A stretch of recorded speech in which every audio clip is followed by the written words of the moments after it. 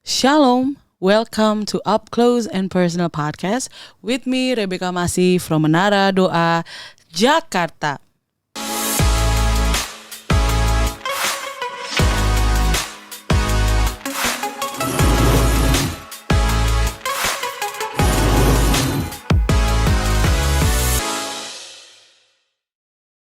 Di dalam Kejadian 2 ayat 18 dikatakan, Tuhan Allah berfirman, tidak baik kalau manusia itu seorang diri saja. Aku akan menjadikan penolong baginya yang sepadan dengan dia.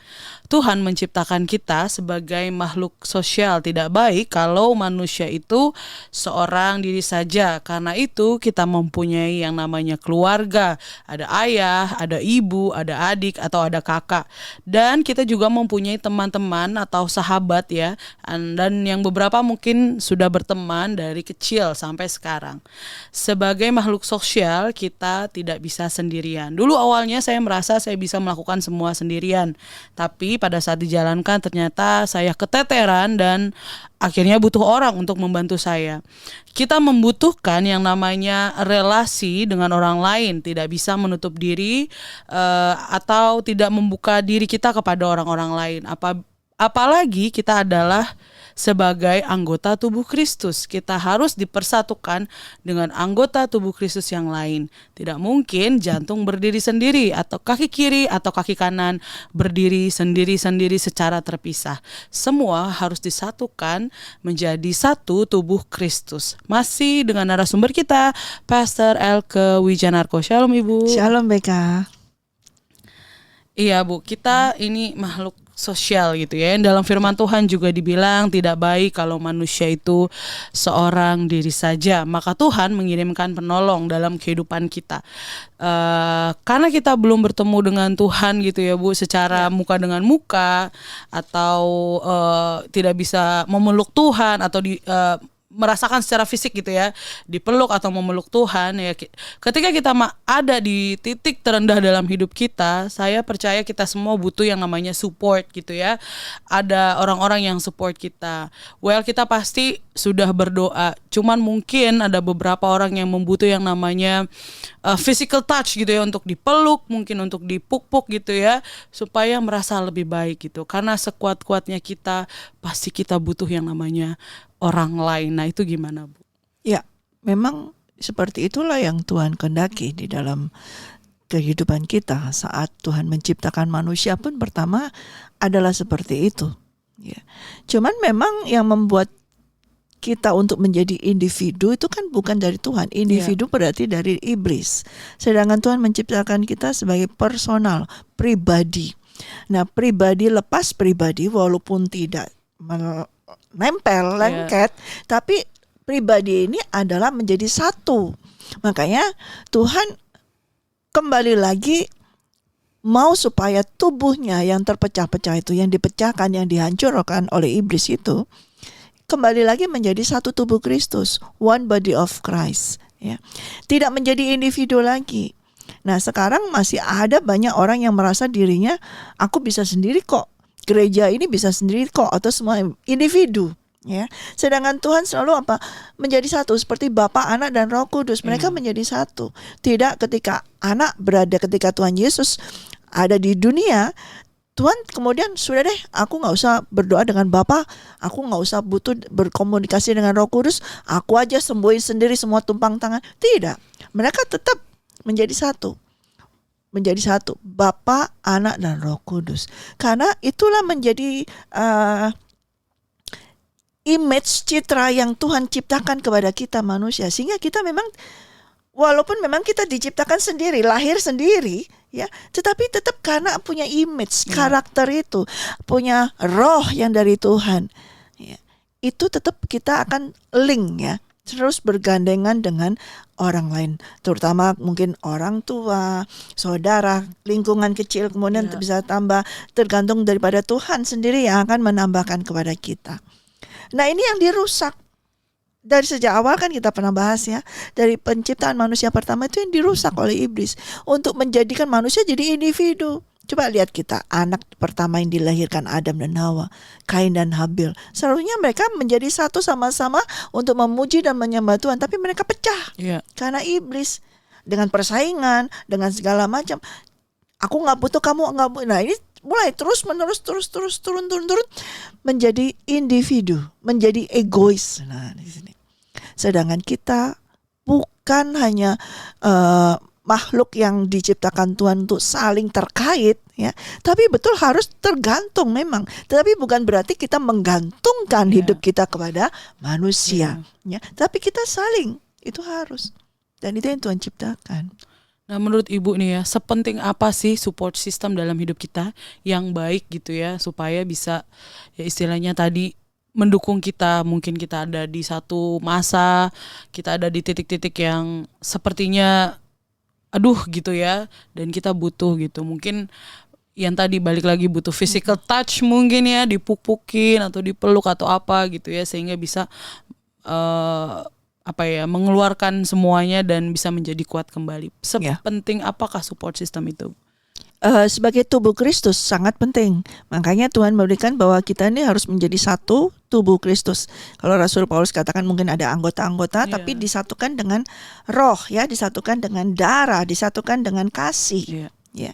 Dan itu sangat penting sekalipun kita bisa berdoa sendiri, ya. Tetapi ketika ada Tuhan pun sangat membutuhkan physical touch ini ketika dia mengalami masa kegentaran, ketika dia harus mati di kayu salib, ingat di Getsemani, tapi dia meminta pertolongan kepada, bukan pertolongan ya, maksud saya murid-muridnya diajak untuk ikut dong, support aku dong. Tapi ternyata murid-muridnya tertidur, nggak bisa karena mereka tidak mampu, belum memiliki kemampuan atau mereka belum menerima Roh Kudus itu turun atas mereka, sehingga mereka nggak mampu. Lalu kemudian Tuhan Yesus tetap membutuhkan support itu, maka surga menurunkan malaikatnya yang mensupportnya. Dia sebagai manusia, sebagai Tuhan dan Juru Selamat, ketika dia harus menyelamatkan manusia, dia butuh support itu. Dia mencari itu dari murid-muridnya yang dia pikir selama ini sudah mengerti, bisa. Ternyata kedagingan yang muncul. Oleh karena itu support system yang seperti apa? Support yang berasal dari Tuhan sendiri, bukan dari manusia. Ya tentunya ketika Yesus menjadi satu dengan Bapa, nah Bapa itu sendiri yang akan memberikan support itu. Lewat jalur apa? Dari Bapa yang akan menentukan. Nah pada saat itu murid-murid belum bisa memberikan support itu karena mereka sendiri butuh support itu juga karena mereka belum dipenuhi oleh Roh Kudus. Namun setelah murid-murid itu setelah Tuhan Yesus mati dan bangkit dan naik ke surga, Roh Kudus dicurahkan. Nah dia sebagai manusia baru yang menerima kelahiran baru, para murid ini, Petrus, Yohanes, Yakobus dan yang lainnya, mereka bisa support yang lain. Ya, ketika menjadi jemaat mula-mula di dalam Kisah Rasul 2, mereka sehati sepakat, seiman, satu doa, satu Roh Kudus, dan mereka support. Ada jemaat yang menderita, mereka support dengan apa? Menjual segala apa yang mereka punya, kemudian mereka bagi-bagikan. Mereka bisa support karena apa? Sudah dipenuhi oleh Roh Allah. Jadi tanpa Roh Allah tidak akan bisa ada seorang pun bisa support seseorang dengan tanpa tujuan. Artinya tanpa pamrih. Ya, pasti ada tujuan. Gua nggak kenal kok, ngapain gitu kan, pasti gitu. Terus juga dia nggak baik sama gua kok, ngapain, pasti gitu. Tetapi ketika kita semua sudah dipenuhi Roh Kudus, maka di dalam kita ini ada support dari Tuhan itu sendiri. Ada karakter iman, image dari Tuhan, yaitu apa? Yang selalu mensupport, yang selalu mendukung. Bapa, Anak dan Roh Kudus itu selalu saling mendukung. Tidak pernah Roh Kudus menjelekkan Tuhan Yesus. Tidak pernah Tuhan Yesus menjelekkan Bapa. Bertiga ini selalu Bapa yang diunggulkan. Bapa juga mengatakan anakku. Nah, Roh Kudus berkata Tuhan Yesus. Mereka selalu. Nah, itu support system. Nah, itu kalau sudah ada dalam kita, yaitu lewat apa? Rohnya yang kudus. Maka kita baru bisa support orang lain. Berarti memang harus pertama dulu ada Roh Kudus dalam hidup kita. Betul. Ya. Dan kita bisa mensupport orang lain yang membutuhkan ya. Betul. Bisa tanpa Roh Kudus, tapi itu sebagai daging, kemanusiaan aja. Dan itu ada limitnya, ada batasnya. Ya, kita lihat di dunia ketika ada masalah, ada bencana, semua support, ya kan? Kalau mereka tidak dipenuhi dengan Roh Kudus, mereka supportnya ada batasnya, ya terbatas, hanya sampai situ. Oh, aku sudah kok ngasih ke ini nggak perlu lagi ke sini, pasti akan begitu. Tetapi kalau dari Roh Kudus, dari Tuhan, dari Kerajaan Surga, support yang diturunkan kepada kita melalui Roh Kudus unlimited. tak terbatas. Walaupun kita sudah pernah mensupport itu, tapi kalau Tuhan perintahkan, kita akan support terus. Walaupun juga kita tidak mengenal orang itu, ya, kita akan lakukan itu karena memang dari kerajaan surga. Iya Bu, dalam episode kemarin ya Bu, kita juga sudah membicarakan tentang meng-cut off orang dalam hidup kita gitu ya. Well, eventually people will come and go gitu ya. Hidup akan berputar dan kita nggak akan selamanya ada di satu tempat atau di komunitas gitu ya. Ada sih yang stay sampai seumur hidup, tapi ada juga yang enggak. Bagaimana kita belajar menerima semua perubahan itu Bu? Karena nggak semua orang ya bisa menerima perubahan gitu. Nah itu gimana Bu? Lewat kehidupan saya aja, dari sejak saya menerima Tuhan Yesus 2001, Tuhan pada saat itu Tuhan memanggil saya secara pribadi, kemudian Tuhan meminta saya secara pribadi untuk bergaul saja dengan Tuhan. Dengan demikian Tuhan yang meng-cut off saya dari lingkungan saya semuanya, pergaulan saya, pertemanan saya diambil, dicomot seperti itu, dan untuk menjadi satu dengan Dia sampai pada waktunya sehingga saya betul-betul sudah one body dengan Dia. Baru kemudian Dia buka, satu dimasukkan. Ya, ketika itu Dia izinkan ada orang yang masuk dalam kehidupan saya kemudian. Nah, di situ Tuhan mau mengajar juga kepada saya. Pada suatu saat orang ini akan pergi, meninggalkan kamu. Orang ini pergi. Itu saya mengalami pertama ketika ditinggalkan gitu berkali-kali, merasa sedih, merasa aduh kenapa Tuhan, apa salahku, bagaimana ini, kenapa aku harus bagaimana lagi, aku minta ampun Tuhan, bertobat semuanya. Tapi Tuhan katakan ini caranya supaya kamu juga mengalami seperti yang Tuhan Yesus alami. Dan pada akhirnya semuanya itu berasal daripada kehendak Tuhan. Apa yang Tuhan mau untuk masuk dalam kehidupan saya itu terserah dari Tuhan. Dan kalau Tuhan katakan ini harus keluar dari kamu, Tuhan juga akan melakukan itu. Dan saya harus menerimanya. Dan harus bisa mau melihat semuanya itu adalah untuk kebaikan saya. Bukan masalah orang itu yang gak baik, atau karena saya gak benar, tapi semuanya itu terjadi untuk kebaikan saya. Di satu sisi untuk saya, kebaikan saya. Di satu sisi untuk orang itu adalah kebaikan orang itu. Tapi nanti pada waktunya kalau Tuhan katakan harus kembali lagi, harus ini, Dia akan melingkan lagi. Karena Dialah yang memiliki tubuh Kristus ini. Dan saya sebagai tubuh Kristus, anggota tubuh Kristus, harus taat tunduk kepada kepemimpinan Dia. Tidak bisa, kenapa Tuhan saya gak mau, saya mau yang ini. Tidak bisa juga. Ya, ketika Tuhan mau mengeluarkan orang-orang dalam kehidupan saya harus menerimanya. Dan ketika Tuhan membawa orang-orang lagi lain baru dalam kehidupan saya harus menerimanya. Kadang-kadang kita memang sukar sekali ya, manusia seringkali paling gak suka dengan perubahan. Kalau perubahan itu kita mesti belajar lagi. Kita senang yang cara-cara yang lama yang kita sudah tahu, hafal gitu ya. Apalagi kalau pindah sesuatu rumah yang baru, aduh mulai lagi. Pokoknya sesuatu yang baru kayaknya kita excited pertamanya, senang deh punya sesuatu yang baru. Tapi ketika masuk di sesuatu yang baru, aduh mesti belajar lagi, harus ini lagi. Nah disitulah manusia ini tidak pernah mau taat dan tunduk kepada Tuhan. Sedangkan Tuhan selalu baru, rahmatnya selalu baru, setiap hari baru, firman-Nya baru. Walaupun sudah tertulis dalam firman Tuhan, tapi Dia selalu baru, tidak pernah memberikan yang sudah usang. Mana yang diturunkan setiap hari kepada bangsa Israel, demikian juga kepada kita, itu fresh, selalu baru. Tapi kita sukanya yang lama. Ya. Karena mengubah pola, mengubah gaya hidup, mengubah pola pikir, itu kita malas. Tapi kita kalau sudah dipenuhi Roh Kudus, tidak ada roh malas, harus ada roh rajin. Karena Roh Kudus rajin apa? Rajin belajar. Rajin lagi apa? Menyesuaikan lagi. Itu harus mau. Karena itu adalah masuk dalam excellence. The spirit of excellence itu adalah rajin.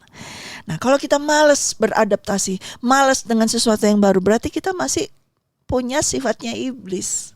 Nah, ini Tuhan mau ajar, mau membersihkan, ya. Dengan kita dibersihkan dari yang kayak kita udah konfi banget dengan yang lama. Kemudian Tuhan nggak bisa, kalau biasanya kalau kita sudah senang yang lama, kita apa? Ciri khas manusia apa? Ngandalin yang lama. Nah, itu Tuhan nggak mau. Tuhan mau kita hanya bergantung kepada Dia. tujuan di situ. Seringkali kita sesuatu yang lama itu jadi berhala bagi kita. Nah, itu yang mau di cut off sama Tuhan. Itu berhala itu yang mau dihilangkan. Diganti yang baru supaya kita belajar lagi. Nah, dan ketika kita belajar tentunya kita akan bertanya, Tuhan bagaimana Tuhan? Tuhan tolong, kita akan bergaul dengan Dia. Nah, itu yang dicari. Pergaulan kita dengan Tuhan itu yang diperlukan oleh Tuhan. Iya benar. Berarti memang ya itu dia ya, namanya udah nyaman ya Bu. Ya. Mau berubah lagi, aduh kayaknya mulai dari nol lagi, atau harus memasuki lingkungan yang baru lagi, temen yang baru, kayaknya gue udah capek banget dah buat memulai kenalan lagi, halo bla bla bla, kayaknya sudah males gitu ya. Jadi tetapi bagaimanapun juga ya tadi yang ada orang-orang yang memang harus pergi dari hidup kita gitu ya Bu ya, dan yang baru datang. Ya, Tuhan yang akan mengatur semuanya itu untuk mendewasakan kita, supaya kita ini selama kita mau ya. Dan tentunya ketika hal itu terjadi, Tuhan akan memberikan kepada kita tentunya Roh Kudus ya, yaitu supaya tidak ada kekecewaan atau tidak ada ketakutan, sudah tidak ada lagi, yaitu ada ucap syukur, terima kasih ya. Jadi kita tidak menyalahkan, kan kecewa, sakit hati, kepahitan, tidak. Nah, kalau masih ada itu berarti ya nggak masuk lagi dalam level berikutnya. Berarti kita masih dalam penjara nih, yang kemarin kita bahas itu ya. Tapi Tuhan mau kita tuh naik kelas terus. Renew, baru terus. Mau sampai kapan? Sampai kita bertemu muka dengan Tuhan Yesus. Kita akan diperbarui. Jadi kita jangan berhenti, aku sudah baru kok, aku sudah enak ini. Kita harus setiap hari diperbarui. Makanya kita jangan mengandalkan dengan pengetahuan yang kita harus bergantung mengandalkan kepada firman Tuhan. Kalau kita pengetahuan kita, aku lebih enak yang ini, yang lama sudah biasa. Nanti kita berarti hanya di situ, sedangkan Tuhan mau kita ini belajar, jadi yang baru lagi, belajar yang baru lagi. Nanti ketika kita mau membuka sesuatu yang baru itu, maka kita tidak terus mengalami pengajaran yang baru lagi, dan itu menumbuhkan iman percaya kita, dan juga menumbuhkan, membuat kita semakin erat hubungan kita dengan Tuhan. Ya, kalau kita mendapat sesuatu yang baru, kita pasti bertanya, bagaimana Tuhan? Bergaul, berdoa. Tapi kalau sudah, aku sudah tahu, gampang ini begini. Nah, kita tidak perlu bertanya lagi sama Tuhan, kita tidak perlu berdoa lagi. Itu tipikal manusia. Betul, iya, betul. Nah, itu yang mau diubah sama Tuhan.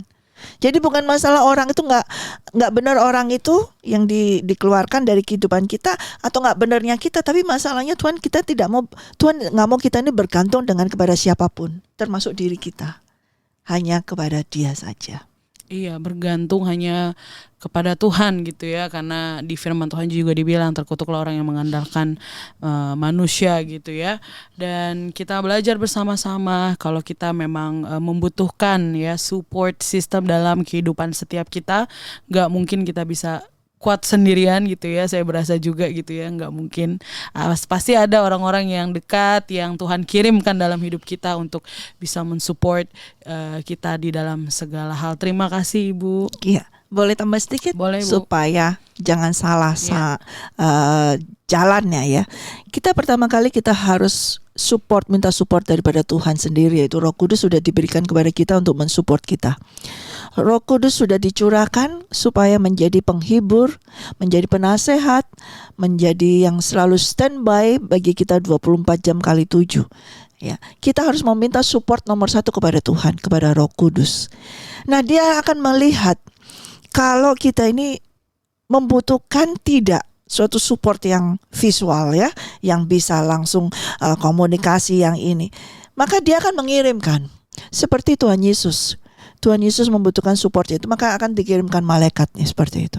Tapi kalau kita sudah di satu sisi, satu level di mana Roh Kudus bisa mensupport kita, ya tentunya bukan berarti kita tidak membutuhkan orang lain, tidak ya.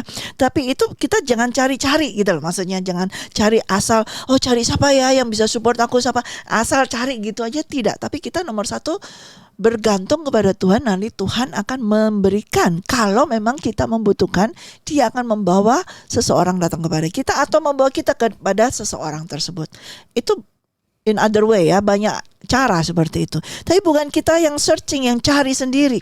Siapa nih dengan emosi kita ya. Iya. Jangan sampai seperti melakukan, wah gua nggak tahan nih, nggak bisa langsung asal aja curhat sama siapa aja. Nah itu juga berbahaya dan Iya. itu bukan rancangan Tuhan. Nomor satu curhat kita harus kepada Tuhan Yesus. Dan nanti Tuhan akan, oh kamu harus ada orang yang bisa mendoakan kamu. Nah dia akan menuntun kita kepada siapa. Nah itu penting BK, karena seringkali banyak orang yang salah seperti ini. Yang penting pokoknya, nah apalagi sekarang zaman kan sudah maju ya, bisa dengan online, bisa dengan ini, langsung aja deh di tengah gini bingung, tanya sama Tuhan kok nggak dijawab, kok nggak ini, udah deh langsung online seperti ini supaya dapat ini. Padahal itu bukan caranya Tuhan untuk kita melakukan hal tersebut ya kan. Nah itu bisa salah. Dan salahnya itu bisa salah banyak gitu ya, bukan salah satu, bisa salah banyak, dan akhirnya dampaknya nggak membuat kita semakin jauh dengan Tuhan.